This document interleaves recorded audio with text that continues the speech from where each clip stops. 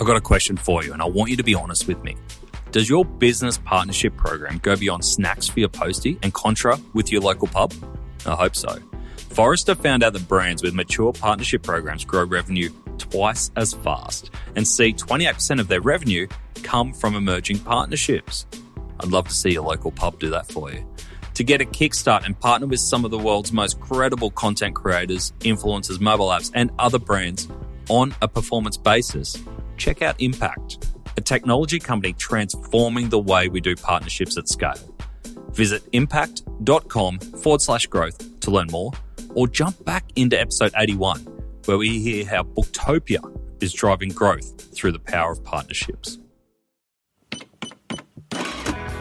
Welcome to The Checkout. We catch up with previous guests of Add to Cart, where we ask them 5 quick questions to understand more about them and leave you with a little extra inspiration to get through your Friday. Today's checkout features Dean Taylor, who's the CEO and the founder of Wine Depot. Wine Depot is a warehousing and fulfillment service which allows wine merchants the ability to sell wine direct to customers without having to worry about the intricacies of the last mile. Before Wine Depot, Dean was on the forefront of online wine retailing with his startups, which included CrackaWines, My Wine Guy, and The Wine Collective. Dean Taylor, welcome to The Checkout. 5 quick questions to learn a little bit more about you. All right, far away. Number 1, what is the weirdest thing you've ever bought online? Look, I bought a device recently that's meant to help me with my snoring, and it clips onto your nostrils and it's meant to regulate the air that comes through. And it's just an absolute crock. I paid about $30 for a bit of plastic that would have cost someone like 3 or 4 cents to make. And anyway, so that was something I've shoved up my nose. That's the weirdest thing I've bought. Was it one of those things that took a lot of research and a lot of fake reviews were read in the process? Yeah, it was one of those. I bought it through Facebook, of course. You know, that's the home of those sorts of those things that you never need and or never work and are heavily marketed to. Downside of working in the alcohol industry, hey? Lots of Facebook and Instagram purchases that you don't really need. That's right. All right, number 2, who is your favourite retailer?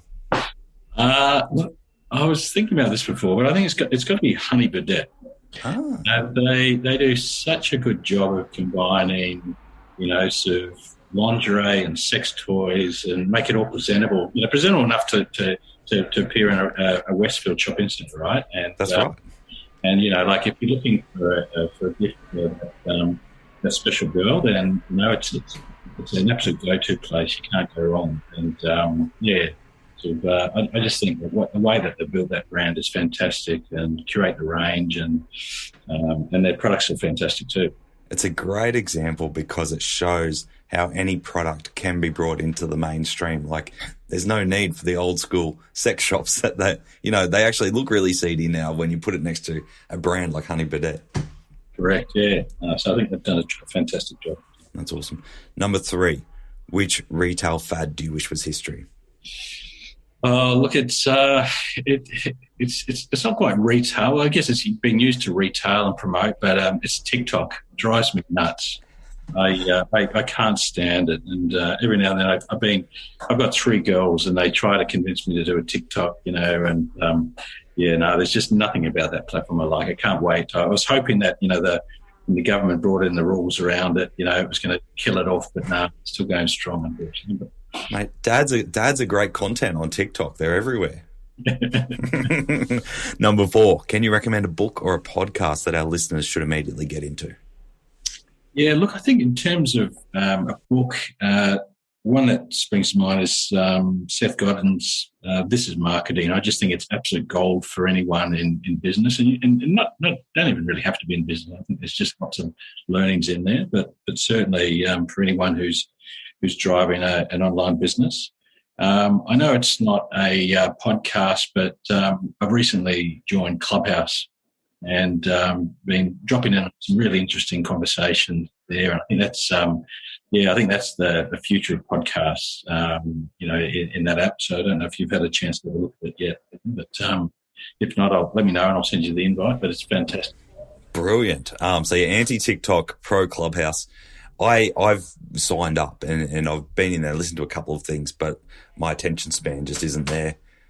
for it. What's kind of been one of the most interesting conversations you've been involved in there?